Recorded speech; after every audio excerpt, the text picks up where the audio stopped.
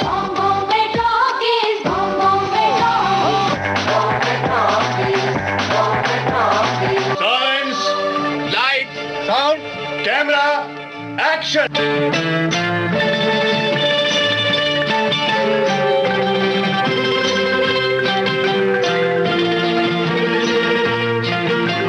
नमस्ते, स्वागत है आप सभी का विविध भारती की बॉम्बे टॉकीज में।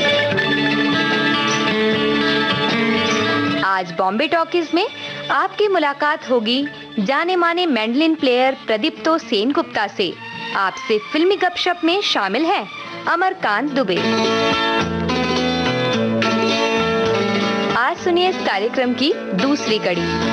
दादा, जब आपने विधु विनोद चोपड़ा की ये फिल्म जो पंचम दा ने रिकॉर्ड की थी, परिंदा, इसमें बजाया, तो ये देखिए, ये एक संयोग है कि पंचम दा ने अपने जीवन की जो आखिरी फिल्म की वो विधु विनोद चोपड़ा की ही थी। एक लड़की को देखा तो ऐसा लगा, 1942 अ लव स्टोरी। तो फिर आपने विधु विनोद चोपड़ा की बाकी फिल्मों में आगे कभी और कुछ बजाया? जी, एक्चुअली जब परिंदा में काम किया तब एकदम मेरा शुरू था जी। उस टाइम मैं विधु विनोद चोपड़ा को उतना मतलब जानता भी नहीं था, फ्रैंकली स्पीकिंग। लेकिन उस टाइम मैं पंचमदा का टेक बजा रहा हूँ, सारे म्यूजिशियन है, तो ठीक है, काम किया। देखिए, 1942 लव स्टोरी में किसी भी गाने में मैंडलिन नहीं था। मैं पहले भी बताया कि पंचमदा के जितने मैंडलिन के काम होता था तब मुझे वो याद करते थे आफ्टर 89। लेकिन किसी भी कारण की वजह से 1942 लव स्टोरी शायद एक लिमिटेड में भी हो सकता है, लिमिटेड बजट में बोली या एक लिमिटेशन के अंदर काम करना पड़ा, क्योंकि जितना तक मुझे पता चला उस टाइम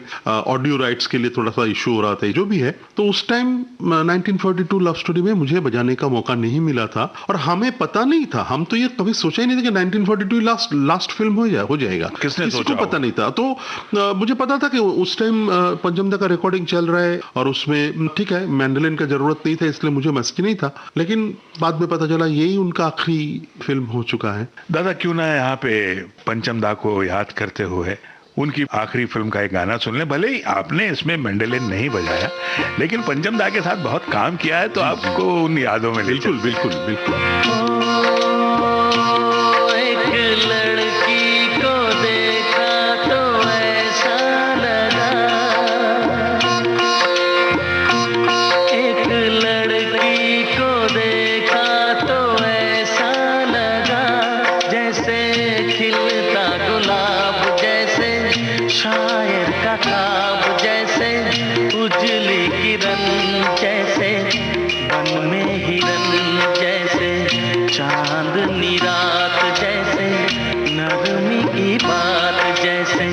मंदिर में हो एक जलता दिया,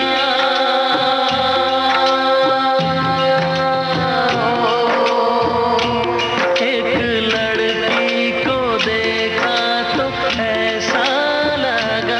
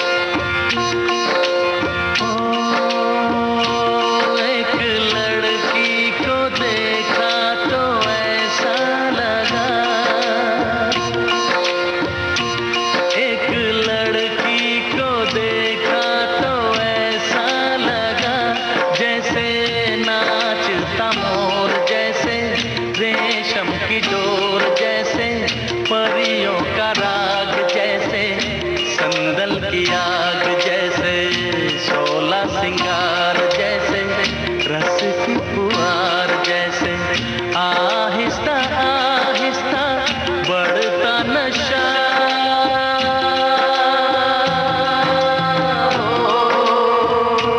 एक लड़की को देखा तो ऐसा लगा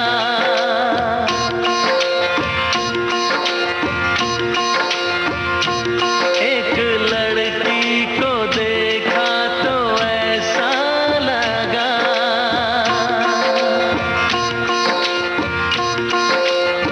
अभी देखिए अमर जी, ये जो गाना आपने सुना, इस गाना सुनने के बाद मुझे ऐसे फील हो रहा है, मैं आपको कैसे एक्सप्रेस करूं। ये नाम से, ये गाने का टाइटल से एक पिक्चर बनी है। जी जी हाँ, जी। एक लड़की को देखा तो ऐसा लगा, वो भी विधु विनोद जी का ही पिक्चर था। जी हाँ जी हाँ। अब इत्तेफाक की बात है, देखिए इसके पहले विधु विनोद जी का और एक पिक्चर बनी थी, वजीर। जी। अच्छा, वजीर में मैं बैकग्राउंड बजाने के लिए गया था, उस टाइम भी विधु विनोद जी सामने थे।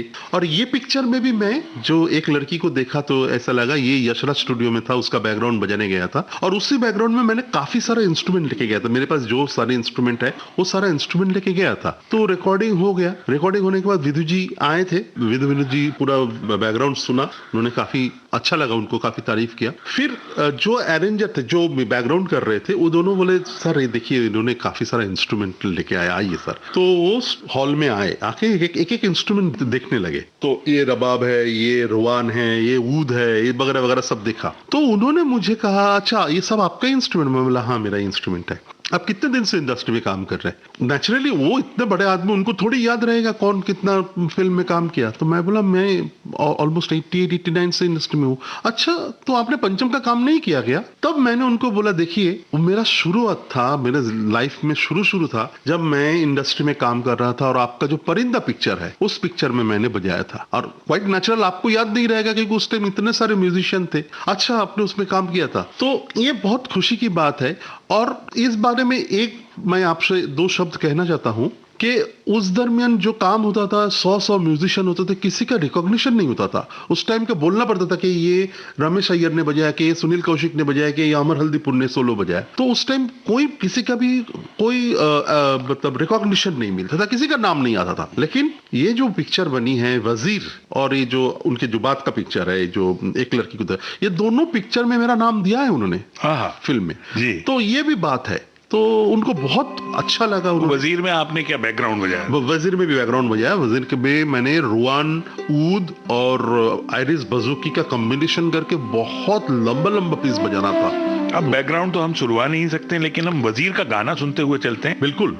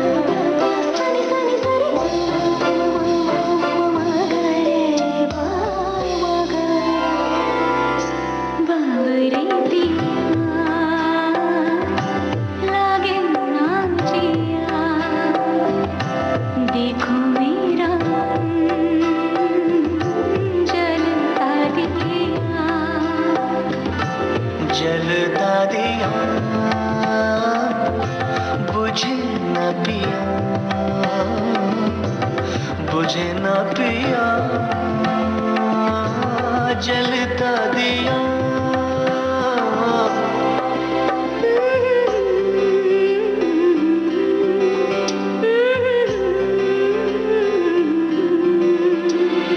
तेरे बिना मरना नहीं, जीना नहीं तेरे बिन। तेरे बिन तेरे बिन तेरे बिन तेरे बिन तेरे बिना मरना नहीं जीना नहीं तेरे बिन तेरे बिन तेरे बिन सारी सारी सारी नी सारी सारी सारी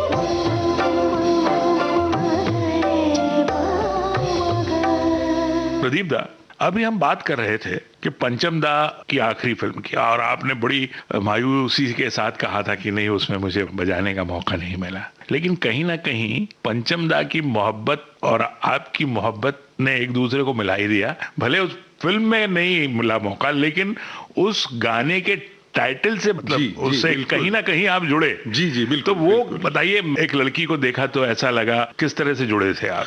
एक लड़की को देखा, वही मैं बोल रहा हूँ ना, उसका जो बैकग्राउंड था यश राज स्टूडियो में हुआ था। अच्छा। उसी बैकग्राउंड में मैं बजाने गया और उसी बैकग्राउंड में विधु ये सारा किस्सा हुआ? ये सारा किस्सा हुआ। अच्छा। लेकिन मैं एक बात आपसे शेयर करना चाहता हूँ, भले वो पिक्चर के में 1942 लव स्टोरी में मैंने नहीं बजाया, लेकिन मेरा जो एल्बम आपको बताता हूँ कि पूरे हिंदुस्तान में शायद पहली बार आर.डी. बर्मन के लिए इंस्ट्रूमेंटल मैंडोलिन के सोलो एल्बम वो मेरा ही रिलीज हुआ है। अच्छा। हाँ, आज तक किसी कंपनी ने वो रिलीज नहीं किया, और मैंडोलिन सोलो में नहीं हुआ होगा, एक्कॉर्डियन में होगा या दूसरा इंस्ट्रूमेंट में होगा। मैंडोलिन के ऊपर सोलो इंस्ट्रूमेंटल एल्बम मेरा ही 2 रिलीज हुआ है, वॉल्यूम 1 एंड वॉल्यूम 2। वॉल्यूम 1 में भी पंचम दा के गाने, सारे गाने मैंडोलिन में बजाया। वॉल्यूम 2 में भी मैं काफी सब पॉपुलर गाने बजाए। उसमें जो लास्ट गाना वॉल्यूम 2 में, वो गाने में मैंने 1942 लव स्टोरी का कुछ ना कहो रखा था मैंने। तो सुनने तो क्या? पूरा गाना तो आप जरूर प्ले कीजिएगा, लेकिन ये गाने का एक लाइन मैं बजाता हूँ, सुनिए।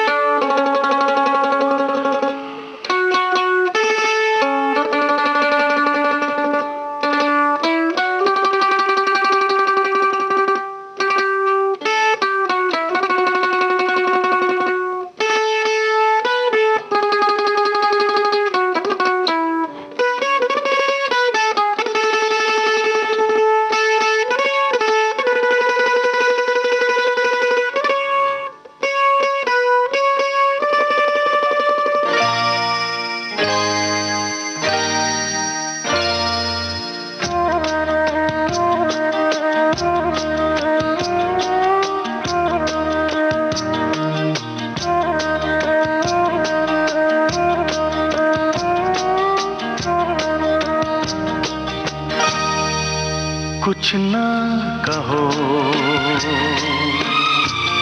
कुछ भी ना कहो कुछ ना कहो कुछ भी ना कहो क्या कहना है क्या सुनना है मुझको पता है तुमको पता है समय का ये पल थम सा गया है और इस पल में कोई नहीं है बस एक मैं हूँ बस एक तुम हो कुछ ना कहो कुछ भी ना कहो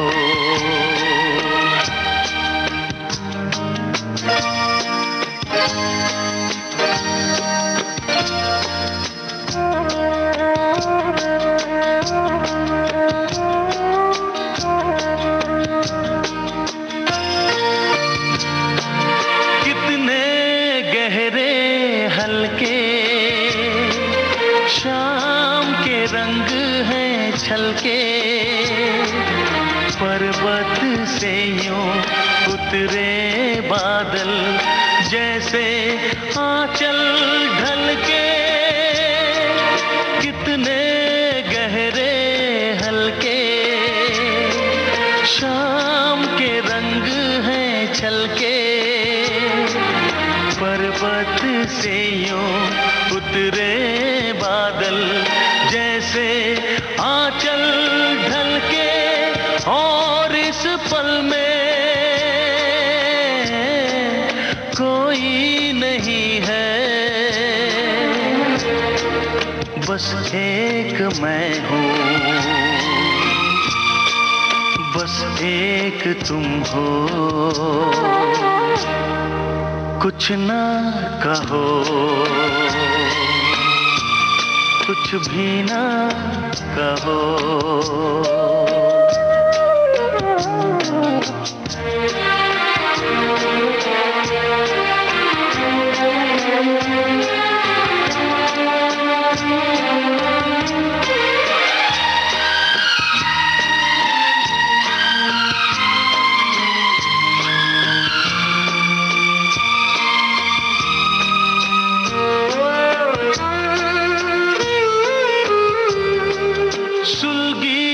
सुलगी सांसें, बहकी बहकी धड़कन, महके महके शाम के साए, पिघले पिघले तन मन, सुलगी सुलगी सांसें, बहकी बहकी धड़कन, महके महके शाम के साए, पिघले पिघले तन मन, और इस पल में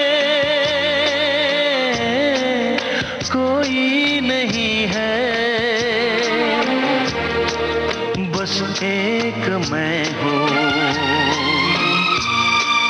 बस एक तुम हो, कुछ ना कहो, कुछ भी ना कहो, क्या कहना है, क्या सुनना है, मुझको पता है, तुमको पता है, समय का ये पल थम सा गया है,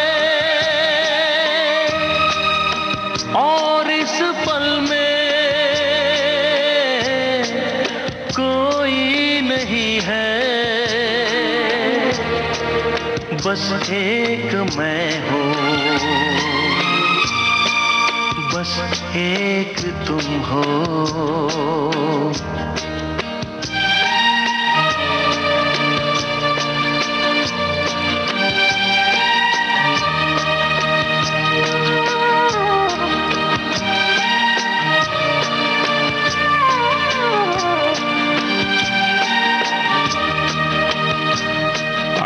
इस गाने के पहले जो मैंडोलिन हम सुन रहे थे, आपने जो बजाया, चाहता तो मैं था कि पूरा गाना मैंडोलिन पे सुनते, लेकिन चलिए श्रोताओं को गाना भी सुनने मिल गया, आपका मैंडोलिन भी सुनने मिल गया। और हम ये जब भी आप ये बजाते रहते हैं अभी रिकॉर्डिंग के इस दौरान, तो मैं बार बार वहां पहुंच जाता हूं जहां कहीं आप बैठे रहे होंगे, बजाते रहे होंगे, और मुझे ऐसा लगता है बिल्कुल कि काश मैं वहां होता। लेकिन खैर, आर डी बर्मन के साथ की जो आपकी ये यादें रही, सचमुच बहुत बहुत मजा आया ये सब सुनने में। हम बात कर रहे थे पंचम दा के संगीत की, हम बात कर रहे थे आपके और उनके एसोसिएशन के, कितना उनके साथ आपने काम किया। लेकिन इस दौर में फिर आप और भी दूसरे संगीतकारों के साथ बजाने लगे होंगे, बिल्कुल, दूसरे अरेंजर्स के साथ बजाने लगे होंगे, तो वो सिलसिला फिर आगे और कैसे कैसे बढ़ता गया? देखिए, उसके बाद मुझे पंचमदा के साथ काम करते करते जब मनोहरी दा, रोनू मजूमदार फ्लूटिस्ट, ये लोग सब जब जानने लगे थोड़ा सा, उत्तम जी को जाके उन लोगों ने कहा। उत्तम जी यानी उत्तम सिंह जी। उत्तम सिंह, यस जी। उत्तम सिंह खुद पंचमदा के साथ बहुत साल काम किया, फिर बाद में उन्होंने खुद म्यूजिक डायरेक्टर बन गए, खुद अरेंजर थे। तो उत्तम जी के पास मुझे बुलावा आया बॉम्बे लैब स्टूडियो में, जो सिद्धिविनायक के पीछे था, आज तो सब स्टूडियो बंद जी, हो चुका है। वहां पे मैंने प्यार किया पिक्चर का रिकॉर्डिंग हो रहा था। अच्छा जी। और उत्तम जी अरेंज कर रहे थे। वो राम लक्ष्मण जी का म्यूजिक था जी। तो मैंने प्यार किया में भी मैंने बजाया। वो जो गाना है ना, उसमें स्ट्रोक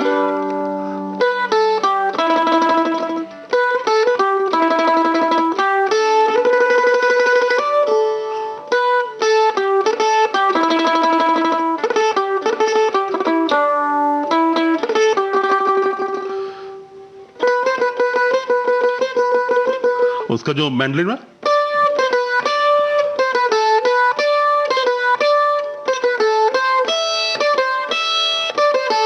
ये जो पार्ट है, ये मैंडलिन में मैं था। तो ये गाना जरूर सुनाइए।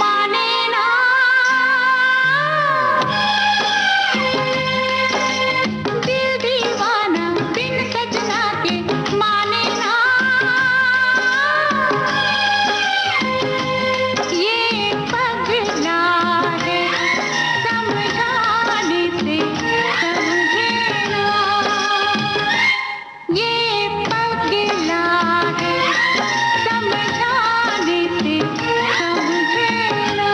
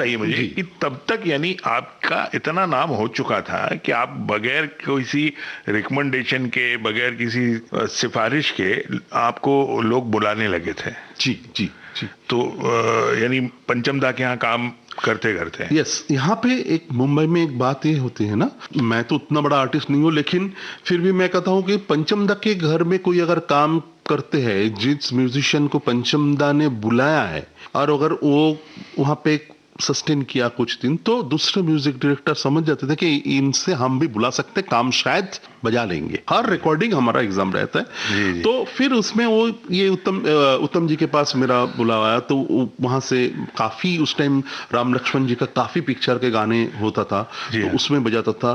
धीरे धीरे जतिन ललित का जो पहला पिक्चर खिलाड़ी, वो मुझे पता है आज भी, वो फिल्म सेंटर में रिकॉर्ड हुआ था। उसका जतिन ललित के अरेंजर जो थे बबलू चक्रवर्ती, जो पंचम दा का भी अरेंजर थे लास्ट में। तो बबलू दा जतिन ललित का काम स्टार्ट किया, तो वहां पे मेरा एंट्री हुआ, और तब से जतिन ललित के सारे गाने में मुझे बजाने का मौका मिला। कौन सा गाना पहला था जतिन ललित का? जो गाना था ना, खिलाड़ी पिक्चर के थे।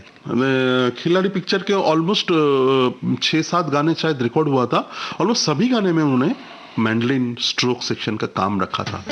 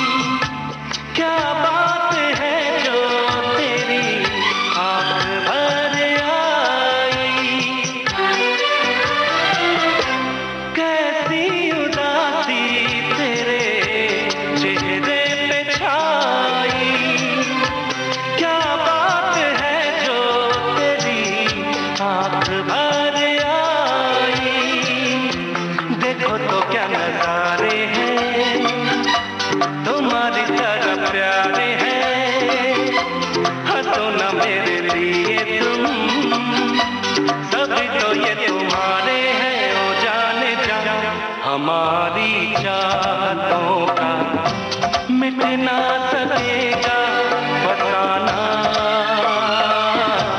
हमारी चाहतों का मिट ना सकेगा फसाना। वादा रहा सनम, होंगे जुदा न हम, चाहे न चाहे ज़माना, हमारी चाहतों का मिट ना सकेगा फसाना, हमारी चाहतों का मिट ना सकेगा फसाना।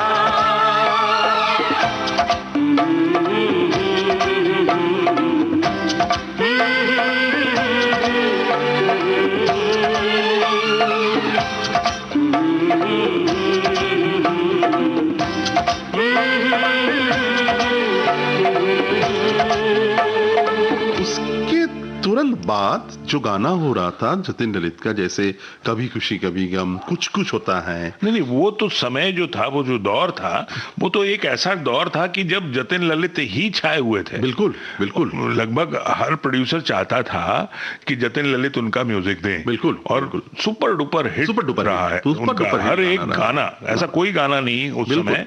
उसमें एक गाना जो है ना, वो अपना उसमें स्ट्रोक पर सुनिए।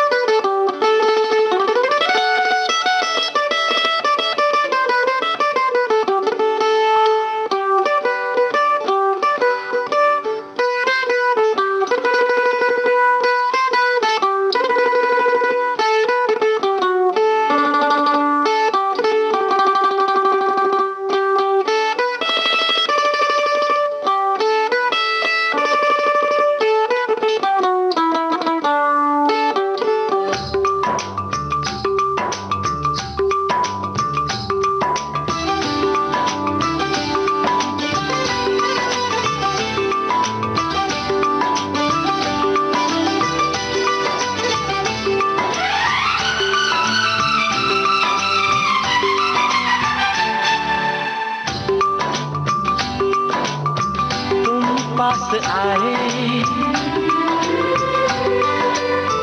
यूं मुस्कुराए, तुम पास आए यूं मुस्कुराए, तुमने न जाने क्या सपने दिखाए। तुम पास आए यूं मुस्कुराए, तुमने न जाने क्या सपने दिखाए। अब तो मेरा दिल जागे न सोता है, क्या करूँ हाय कुछ कुछ होता है, क्या करूँ हाय कुछ कुछ होता है। तुम पास आए यूं मुस्कुराए, तुमने न जाने क्या सपने दिखाए। अब तो मेरा दिल जागे न सोता है, क्या करूँ हाय कुछ कुछ होता है, क्या करूँ हाय कुछ कुछ होता है।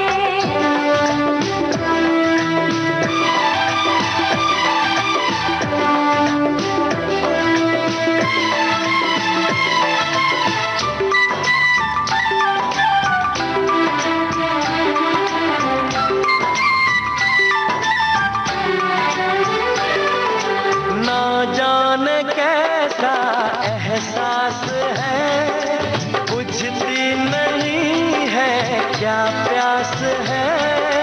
क्या नशा इस प्यार का मुझ पे सनम छाने लगा। कोई न जाने क्यों चैन खोता है, क्या करूँ हाय कुछ कुछ होता है। क्या करूँ हाय कुछ कुछ होता है।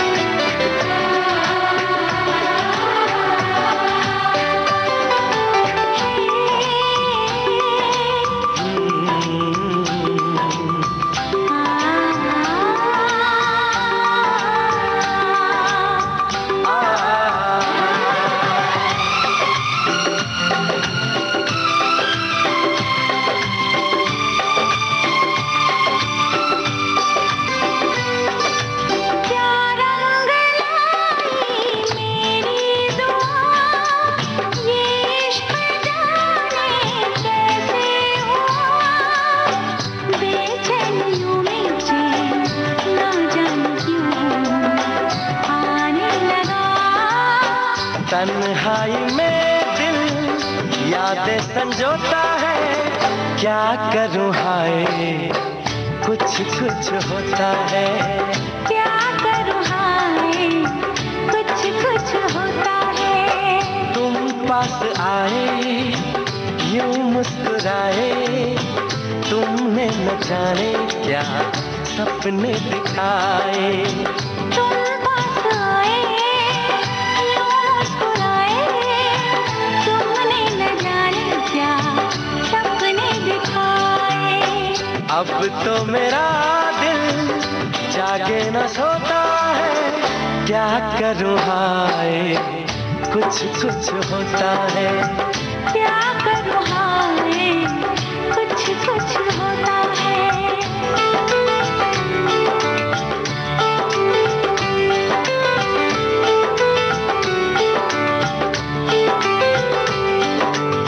अच्छा, इन सारी रिकॉर्डिंग्स के बीच में कुछ मजेदार किस्से तो जरूर हुए होंगे। जी, कभी बिल्कुल। कोई याद आता हो आपको कोई बिल्कुल, किस्सा म्यूजिशियन कि कोई देर से पहुंचा, कोई जल्दी आ गया, या किसी ने कोई ठीक से पीस नहीं जी, बजाया, जी, जी, बिल्कुल। तो किसी को डांट पड़ गई या किसी को शाबाशी मिल गई, जी। ऐसी कोई कोई किस्सा हुआ? जी, किस्सा देखिए, एक तो ऐसा होता था कुछ म्यूजिशियन हमारे में ग्रुप में, तो दोस्ती खातिर दोस्ती में ही होता था ये सब।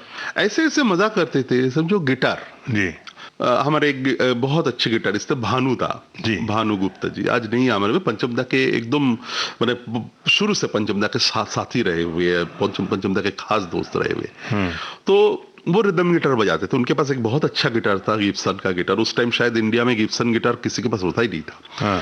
तो वो रिकॉर्डिंग रिहर्सल हो गए, उनका इंस्ट्रूमेंट टेबल पे चेयर पे रख के शायद वो कहीं वॉशरूम में गए या चाय पीने कैंटीन में गए। दूसरे म्यूजिशियन क्या करते, पूरा के पूरा ट्यून वन नोट लो कर देते थे। समझो जो गिटार का स्टैंडर्ड ट्यूनिंग होता है उससे हाफ नोट लो कर दिया। अब क्या हो गया कि ट्यूनिंग तो करेक्ट है, जो ट्यूनिंग करते वो गिटारिस्ट ही है, तो ट्यूनिंग तो करेक्ट है। अब शुरू में जाके समझो जी मेजर में गाना है, तो वो अगर वो जी मेजर को डायरेक्ट बजाएंगे तो हाफ नोट कम हो जाता है, जी फ्लैट हो जाता है या एफ शार्प हो जाता है। तो अब समझो रिहर्सल हो चुका है, फाइनल टेक के टाइम है, समझो पंचमदा ने बोला चलो अभी फाइनल रिहर्सल, उसके बाद टेक करेंगे। चलो 1 2 3 4 सब लोग जी मेजर बजा रहे हैं, उनका कॉर्ड एफ शार्प में बजा रहा है। अरे कट कट कट क्या हो गया, कौन बेसुरा बजा रहा है, कौन ये गलत नोट बजा रहा है। तब देखा, पता चला कि शायद उनका गिटार किसी ने डिट्यून कर दिया था। तब वो बहुत भड़क जाते थे, क्यों भाई ऐसा कौन किया। फिर वो बोलते थे पंचम ऐसा ऐसा हो गया, ऐसा ऐसा। मतलब इस तरह का मजाक मस्ती बहुत होता था, बहुत ज्यादा होता था। ऐसे मजाक मस्ती में हमारे जो एक अभी हमारे बीच नहीं है, होमी मुल्ला साहब, होमीदा भी मुझे बहुत किस्सा कहा उन्होंने।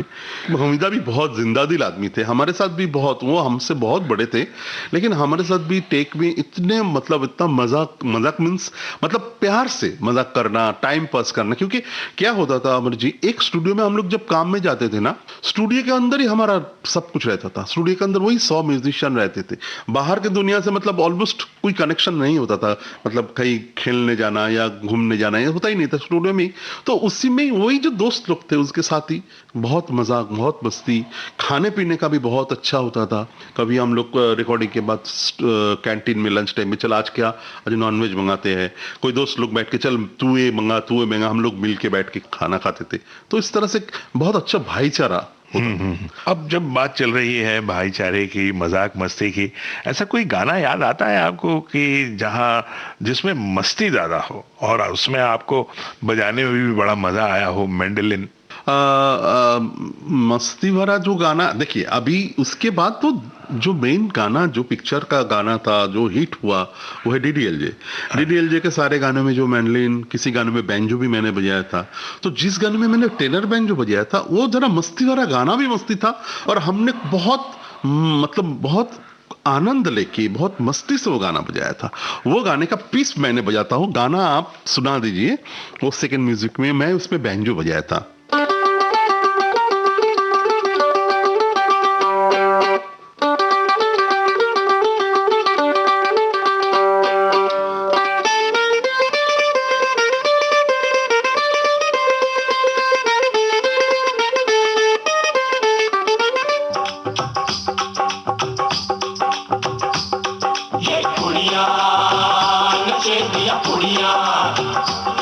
ये मुन्ने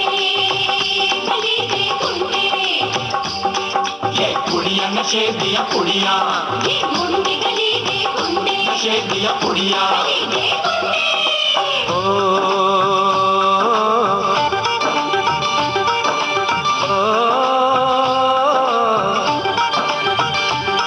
मेहंदी लगा के रखना डोली सजा के रखना मेहंदी लगा के रखना डोली सजा के रखना लेने तुझे ओ गोरी आएंगे तेरे सजना मेहंदी लगा के रखना डोली सजा के रखना ओ हो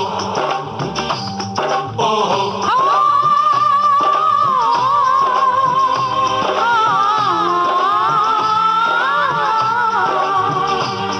चेहरा सजा के रखना चेहरा छुपा के रखना चेहरा सजा के रखना चेहरा छुपा के रखना ये दिल की बात अपने दिल में दबा के रखना चेहरा सजा के रखना चेहरा छुपा के रखना मेहंदी लगा के रखना डोली सजा के रखना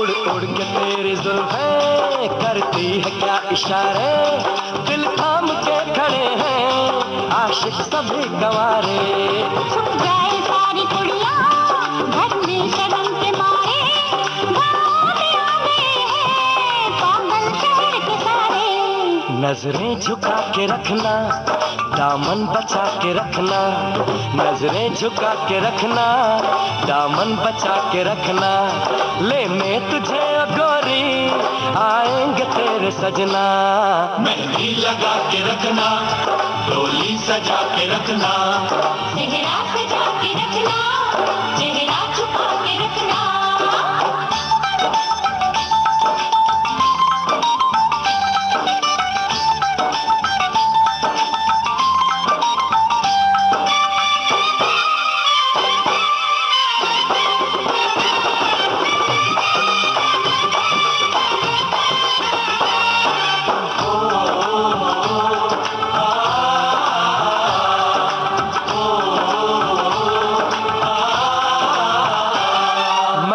जवान लड़का तू एक हसीन लड़की ये दिल मचल गया तो मेरा कसूर क्या है रखना था दिल पे काबू ये हुस्न तो है जादू जादू ये चल गया तो मेरा कसूर क्या है रास्ता हमारा तकना दरवाजा खुला रखना रास्ता हमारा तकना दरवाजा खुला रखना लेने तुझे ओ गोरी आएंगे तेरे सजना कुछ और अब न कहना कुछ और अब न करना कुछ और अब न कहना कुछ और अब न करना ये दिल की बात अपने दिल में दबा के रखना मेहंदी लगा के रखना डोली सजा के रखना चेहरा सजा के रखना चेहरा छुपा के रखना शाबाश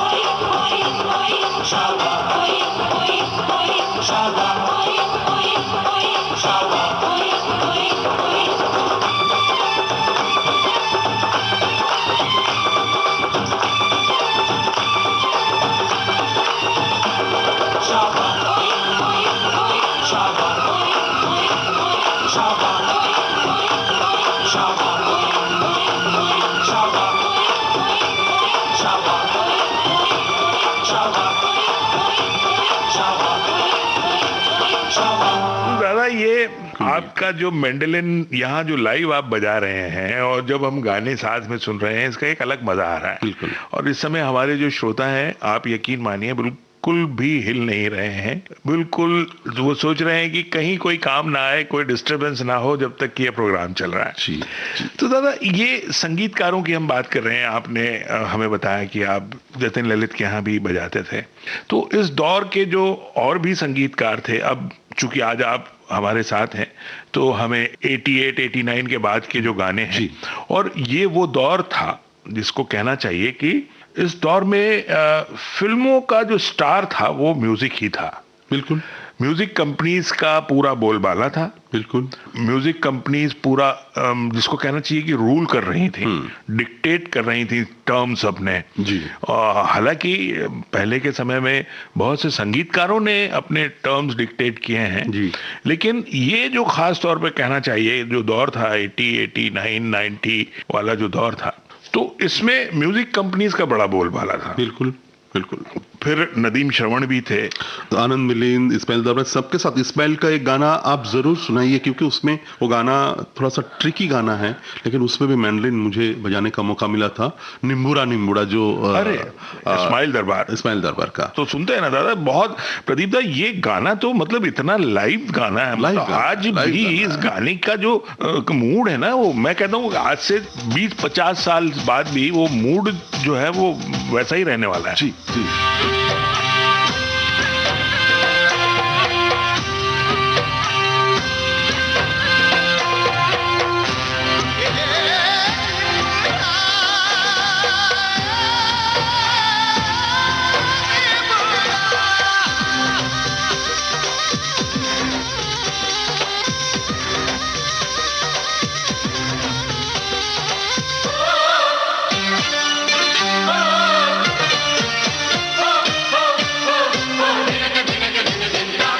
निमुड़ा निमुड़ा निमुड़ा निमुड़ा निमुड़ा निमुड़ा अरे काचा काचा छोटा छोटा निमुड़ा लाए दो। निमुड़ा निमुड़ा निमुड़ा निमुड़ा निमुड़ा निमुड़ा अरे काचा काचा छोटा छोटा निमुड़ा लाए दो। अरे लाए दो लाए दो लाए दो, अरे लाए दो लाए दो लाए दो निमुड़ा लाए दो। जा खेत से हरियाला निमुड़ा लाए दो। निमुड़ा निमुड़ा निमुड़ा निमुड़ा निमुड़ा निमुड़ा निमुड़ा निमुड़ा निमुड़ा निमुड़ा निमुड़ा निमुड़ा अरे काचा काचा छोटा छोटा निमुड़ा लाए दो। अरे लाए दो लाए दो लाए दो, अरे लाए दो लाए दो लाए दो निमुड़ा लाए दो। जा खेत से हरियाला निमुड़ा लाए दो। निमुड़ा लाए दो, निमुड़ा लाए दो।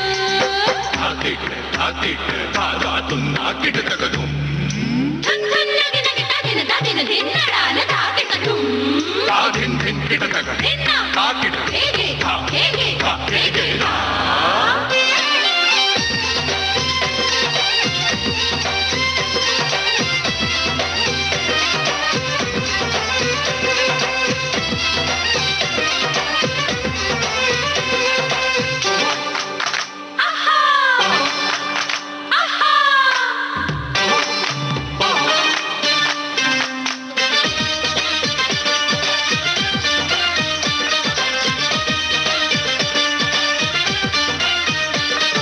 दीवानों की बुरी नजर से बचना हो तो सुन लो।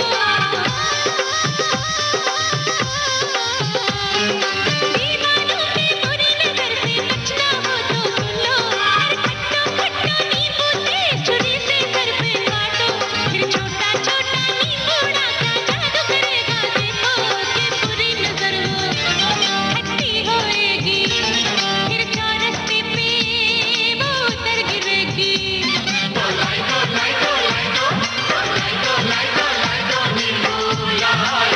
जा जा जा खेत से हरियाला निमुड़ा लाए दो। निमुड़ा निमुड़ा निमुड़ा निमुड़ा निमुड़ा निमुड़ा निमुड़ा निमुड़ा निमुड़ा निमुड़ा निमुड़ा निमुड़ा अरे काचा काचा छोटा छोटा निमुड़ा लाए दो। निमुड़ा लाए दो, निमुड़ा लाए दो। कितना कम है पर है तुरसीला निमुड़ा। हाँ राम बड़ा देता है छबीला निमुड़ा। इसकी खुशबू से ही ललचा जाता है ये मन, लगती जुबान पर तो बस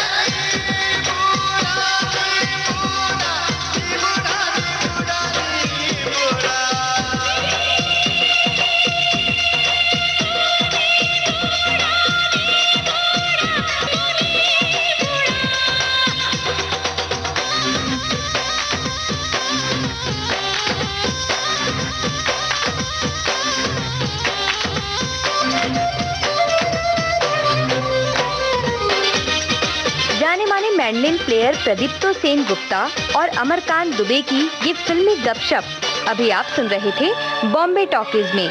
आज आपने इस कार्यक्रम की दूसरी कड़ी सुनी। अगला भाग अगले सप्ताह।